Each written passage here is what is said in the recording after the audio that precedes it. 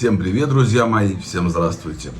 Рад вас приветствовать на своем канале, милости просим, присоединяемся, подписываемся, не забываем, пожалуйста, как всегда, поставить лайк и нажать на колокольчик. Как и каждый ролик, говорю вам большое спасибо всем за поддержку моего канала. Я знаю, что вы смотрите, что вы комментируете, продолжайте в том же духе. С удовольствием будем с вами общаться, потому что в ТикТоке, как я уже говорил и снимал про это предыдущий ролик, общаться стало невозможно, как и в принципе ставить там новые ролики, потому что все блокируется. Итак, ребят, поехали. Сегодня в Израиле идет 50-й день войны. Войны, навязанной нам Хамасом. Что хочу сказать. Во-первых, вчера были освобождены первые 13 заложников, плюс 11 граждан Таиланда. Сегодня в 4 часа, вот через час, практически ждем освобождения второй партии заложников, еще 13 человек. Конечно же, мы сегодня поговорим также и об этом, а также поговорим сегодня о реакции адекватного мусульманского мира к тому, что происходит у нас в Израиле. И вот хочу сейчас начать с того, я вам сейчас покажу несколько роликов мусульман, которые высказываются о Хамасе и о Палестине. Я вам сейчас хочу показать видео, где имам рассказывает о том, кто и как импортирует террор на Запад, в Европу. Давайте сейчас его очень внимательно послушаем, точнее прочитаем то, что он будет рассказывать. Поехали, смотрим. The Western narrative is completely twisted when it comes to extremists. So they see someone who is a supporter of the IRGC, waving the flag of Hezbollah in downtown Toronto. They look at them and they say, poor brown man with an opinion, let's listen to what they have to say. You know, he is like this because we Westerners, we went to the Middle East, we took the oil, and this man is upset. They don't say this guy's ideology is about blood and butchering people. They don't expose them in this manner. Then you have other government policies where they import filth. Tina, let me give you a good example. Every house produces garbage. We buy stuff, we import stuff, we use them, we have garbage. At the end of the week, we put the garbage in the garbage bin. We take the garbage bin outside. The government or council takes the garbage and takes it away from my house and your house and society. Why? Because if the garbage stays in the home, it creates illness and bacteria and diseases. Society also has garbage. You have murderers, criminals, and then you have filthy garbage ideology, where someone says, you're a woman, you should stay at home. Or someone says, you're a woman, you need to cover, your whole body is a private part, right? You need to cover up. Or someone says, this guy's a Jew, this guy's a Christian, they need to be, dealt with. This ideology is a filthy ideology. It cannot be respected. Funny enough, the IRGC cannot operate in Saudi Arabia. Their supporters cannot have bank accounts in the UAE. The other extremist groups, like the Muslim Brotherhood, who are friends with the IRGC and Hezbollah people, they cannot operate in Bahrain, in Oman. These are Muslim countries. Where do they operate? In London, in France, in Washington, D.C., in Australia, in Canada, Toronto. They operate here. They have bank accounts. They register charity. Right. So Macron, the president of France, recently said, the Islamic world is in a crisis. In my opinion, yeah, we do have problems. We do have Boko Haram, we have Al-Qaeda, we have Taliban. We have problems, but the broader picture, Islam is very successful, it's growing very fast. And we're doing really well. Dubai is not in a crisis. Abu Dhabi, the UAE, Bahrain, Oman, Kuwait, there's no crisis there. The Muslim countries are doing good there. Only some places there's a problem. I say, no, you are in a crisis. You went to the Muslim countries and you imported the garbage that the Muslim countries wanted to put in prison or isolate away from society. You went and you imported them. Why? For cheap labor. But these Islamist extremists, they don't want to work. They want free welfare. They want to marry French women, blonde hair, blue eyes. They don't have time to work. So look at Poland. They don't complain from Islamic extremism, not a single terrorist attack in Poland. The moment they sense there's a problem, they crack down on it. Polish policy, beautiful. The French, no, come. When they come, they use the resources. They go to Washington, D.C., and they sit in Congress. They support the Iranian regime. They go against the sanctions in Congress, right, with their hijab. Why? Because the ideology is filth to begin with. When you import that, or you allow it in, or you amplify it, or you glorify it in any way, you make your bed, sleep in it. So that is also a problem of the West. The question is, Tina, did the extremists become stronger or the West become weaker? I say it's both. А сейчас давайте послушаем с вами израильскую арабку, майор Цааля, армия обороны Израиля. Она обращается из кибуца Бери ко всему арабскому миру на арабском языке. Давайте послушаем. تخيلوا لو صار هالشي عندكم ببيتكم، هل كانت ستنقلب الموازين؟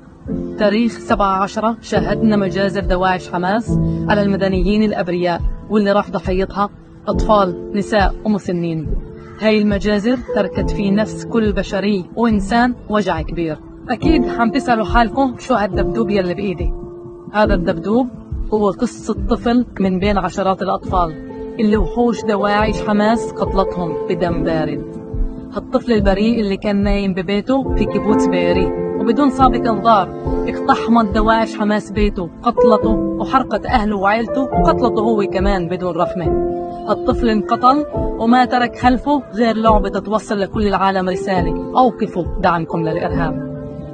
مجزرة 7 أكتوبر ارتكبتها حماس خلقت حزن عميق في قلب كل إسرائيلي، لكن إسرائيل لن تهزم، فهي نور ومنارة الشرق الأوسط. وقفت بوجه الإرهاب، توحد شعب إسرائيل معا عربا ويهودا ليحارب الإرهاب، ليحارب العدو اللي بدأ عدوانا، ليحارب حماس وقادتها. النصر لنا، نحن إسرائيل، نحن العرب واليهود الإسرائيليين، كلنا قلب واحد وجسم واحد. تحيا إسرائيل. А вот этот ролик мне, наверное, понравился больше всего.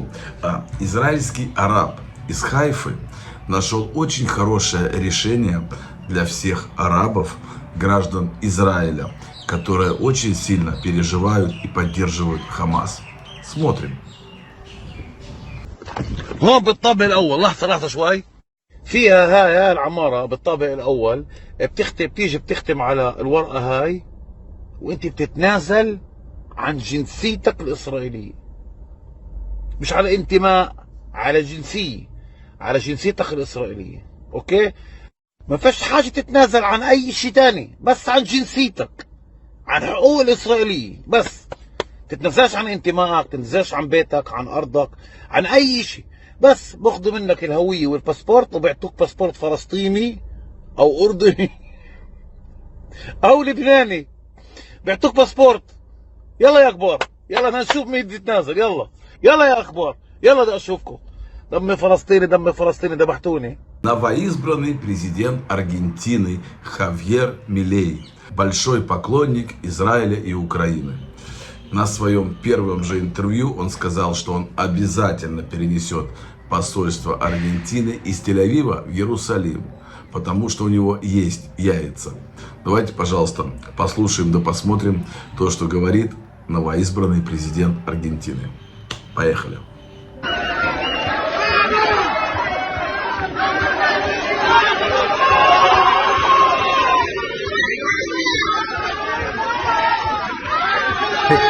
Yo no voy a la iglesia, voy al templo. No hablo con sacerdote, tengo un rabino de cabecera, estudio la Torá.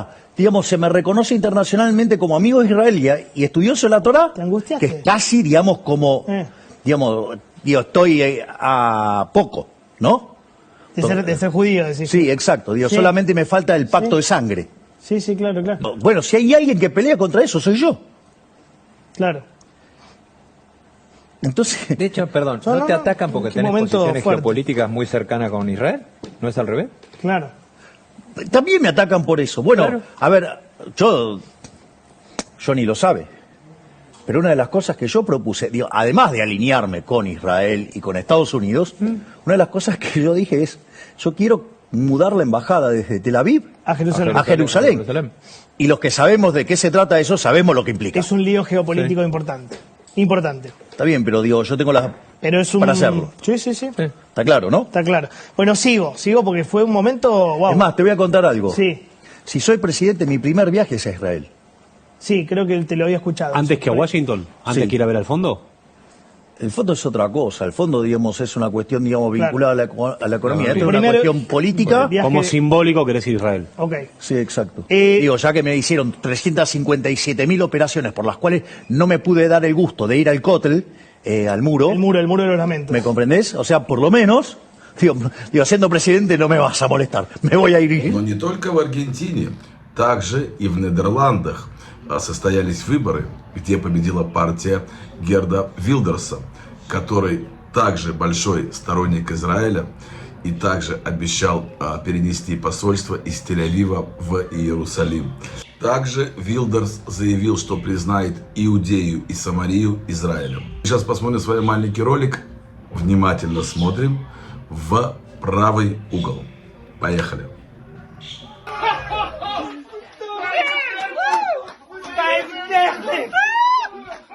Да и вообще, по ходу хочу вам сказать, ребят, что Европе уже надоели эти пропалестинские выходки, пропалестинские демонстрации. В той же Германии, как мы с вами уже все прекрасно знаем, многих тех, кто очень сильно переживает Хамасу и Палестине, отправляют домой.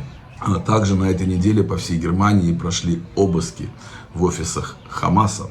Притом Хамас, если я не ошибаюсь, в Германии уже запрещенная организация. Ну, а сейчас давайте немножко поговорим о перемирии, о 4-дневном перемирии, которое сейчас у нас проходит. Есть много сторонников за перемирие, да, чтобы вернули нам поскорее заложников. Есть также много сторонников против данного перемирия. Немножко вам объясню. Те семьи, у которых погибли родственники и друзья, да, и так далее, они все против данного перемирия, и они считают, что надо доводить все до конца и сразу, просто уничтожая полностью Хамас. Те люди, у которых родственники находятся в плену, конечно же, за полное прекращение огня, чуть ли не за конец войны, главное, чтобы выпустили их родственников. Условия обмена и сделки, наверное, многие уже из вас слышали. Ну, во-первых, это обмен 1 к 3, да, то есть это 1 похищенный израильтянин на 3 террористов из израильских тюрем. Притом не просто террористов, а есть террористы с кровью на руках. Допустим, вот весь Израиль говорит сейчас о том, что отпустили одну арабку, которая жила в Иерусалиме, которая напала с ножом на свою соседку. То есть теперь эта арабка вернется обратно в тот дом, в ту квартиру, где она жила, и будет жить также дальше по соседству с данной соседкой, на которую она напала. Если я не ошибаюсь, то на суде ей дали около 12 лет тюрьмы. Но вот сейчас по сделке ее отпускают. Вчера состоялась первая сделка, как я уже и говорил. Отпустили 13 человек, несколько детей, женщин и стариков. Если вы спросите лично меня, допустим, я против этой сделки, потому что условия, ну, скажем так, мягко говоря, не очень хорошие. Я также понимаю главу нашего государства, да, и всех остальных, там, Моссад и так далее, на которых очень сильно давят. И давят, опять же, семьи, да, у которых находятся родственники в заложниках, и также давят полмира, включая, конечно же, нашего главного союзника, это Америку. Давайте сейчас посмотрим с вами первую встречу 9-летнего мальчика Охада с папой и братом. Также были освобождены его мама и его бабушка. Смотрим.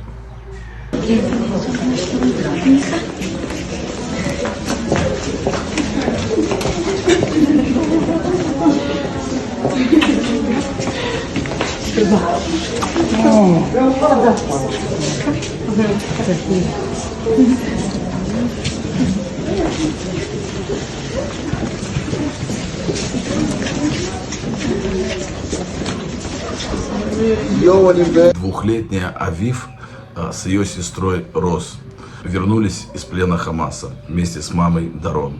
Давайте посмотрим их первую встречу с отцом. Встречаются, ребят, все заложники встречаются со своими родными в больницах. Поехали.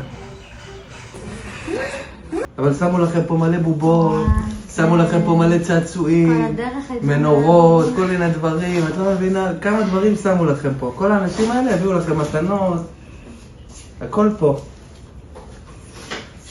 את שמחה? Вообще очень многие страны пытаются вытащить своих граждан из плена Хамаса. Мы знаем, что в плену у Хамаса находится очень много людей с двойным гражданством.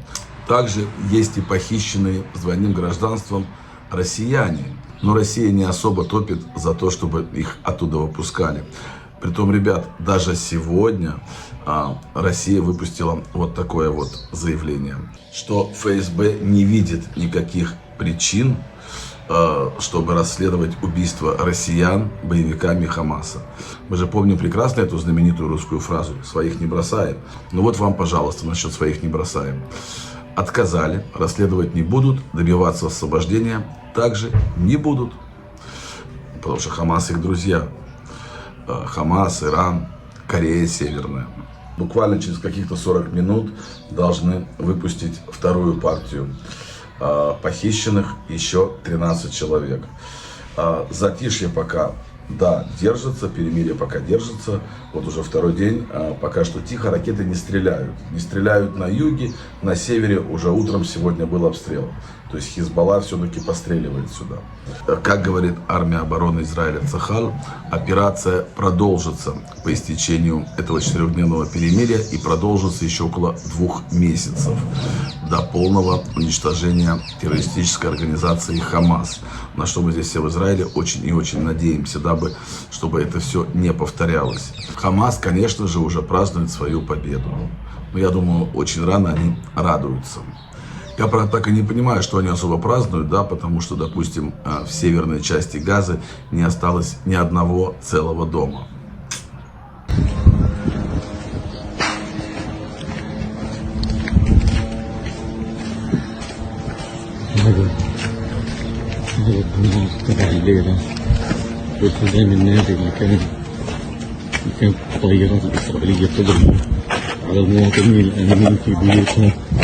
دمرت عدد كبير من المباني على رؤوس ساكنيها.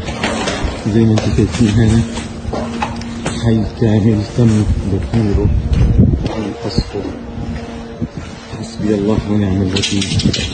حسبي الله ونعم الوكيل. حسبي الله ونعم الوكيل.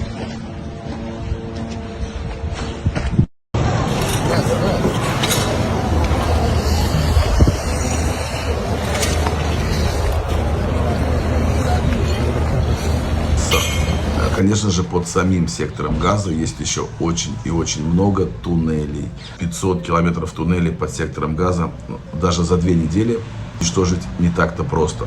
Давайте посмотрим, кстати, туннели, которые нашла армия на этой неделе под больницей Шифа в секторе Газа. Поехали. In the Shifa hospital compound, we're underneath the ground. We are approximately between the Qatarian building is above us, and this is the way to the street, meaning this is a way that goes outside from the hospital. We are talking about a tunnel which is more than this, only this specific area is more than 300 meters of a tunnel. So this area goes directly outside of the hospital, approximately to one of the areas outside, maybe a mosque, maybe an apartment, and it's blocked. It's blocked and sealed. They knew that we were going to come here more than a month ago, and they sealed it. And now we're going to see the infrastructure of the tunnel. Convenient for a long living, like you have toilets, and you have rooms that were built in order to contain people. But this room is an operational room that had community.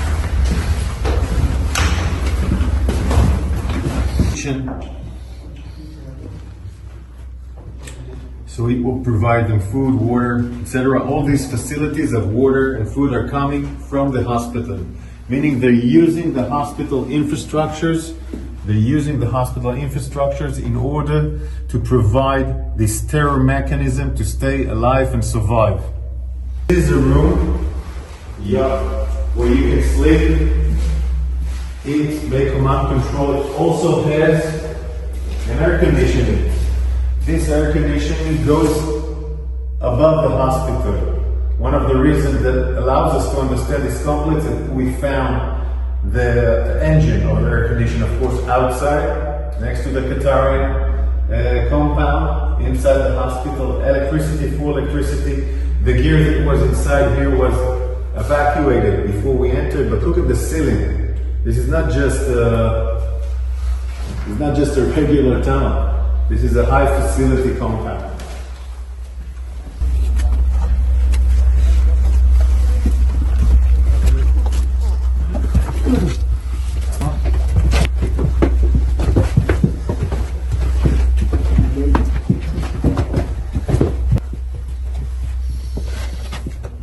All this electricity compound, all this electricity gear, of course, comes out from the hospital. The hospital provides, in that sense, electricity to this terror mechanism of the tunnel.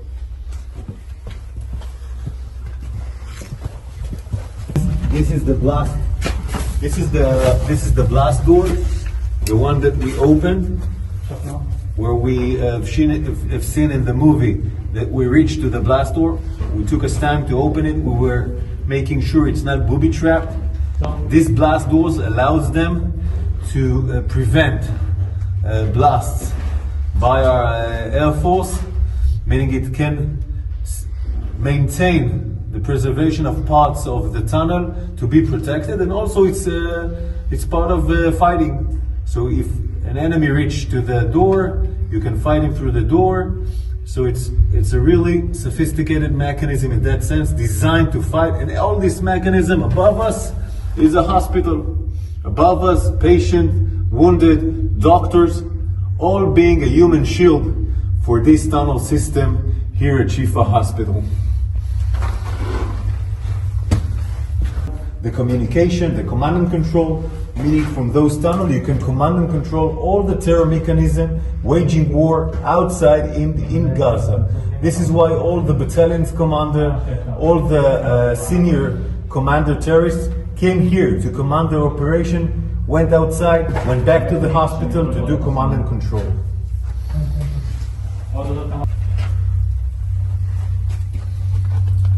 This is the way out with the stairs.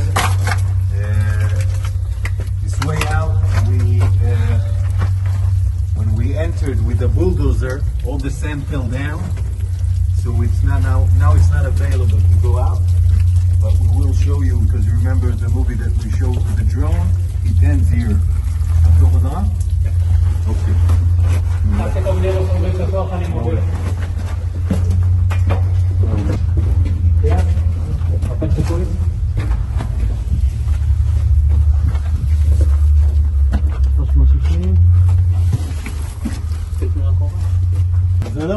Outside the compound of Shifa Hospital. We just walked 50 meters from the hospital, and this is the entrance from outside the street. I want you to look closely. It's the same mechanism of staircase going down, and this is the roof that enters into the Shifa Hospital. We're now outside a street which is parallel to the Shifa Hospital. And it goes, the tunnel system that we saw underneath the Shifa Hospital gets until this house.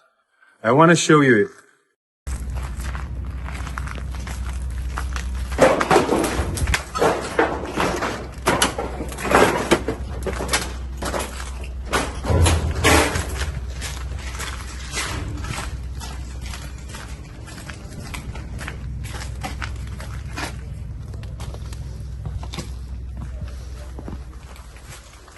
We're entering the house. We're entering the house now. We're entering the house. In this house, it's a regular apartment. It's a regular apartment. In this apartment,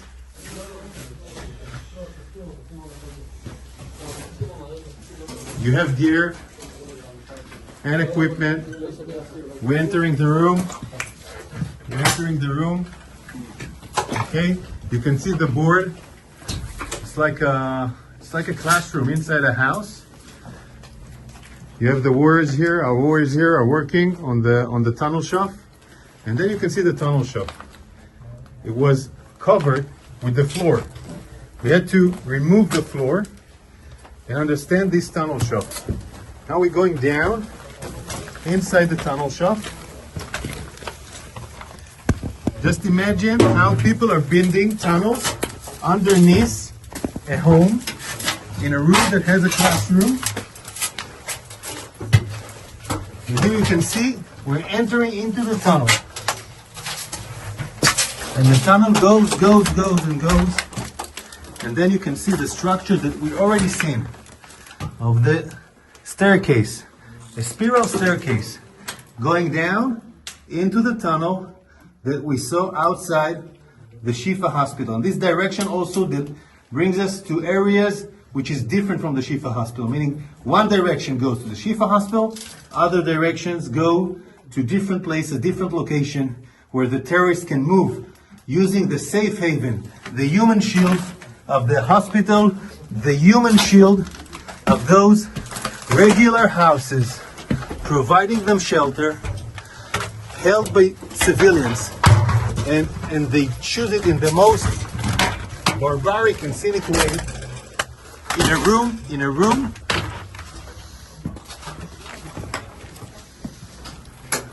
they use it in a room that should have provided teaching for children. This is their choice. This is what we're fighting. They know it will be the most covered and, I'm sorry to say, cynical way, unhuman, using children being learning inside a house.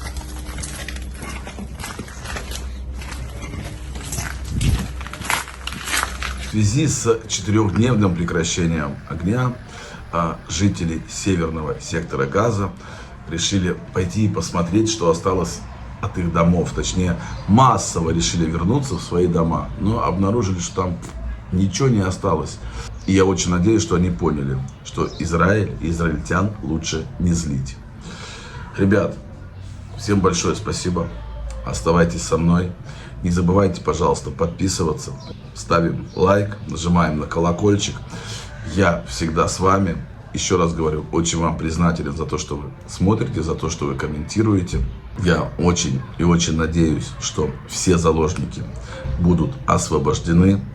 И мы обязательно полностью победим Хамас. Ам Исраиль Хай. Скорейшей победы Израилю, скорейшей победы нашим друзьям из Украины. Всех обнял. Большое спасибо.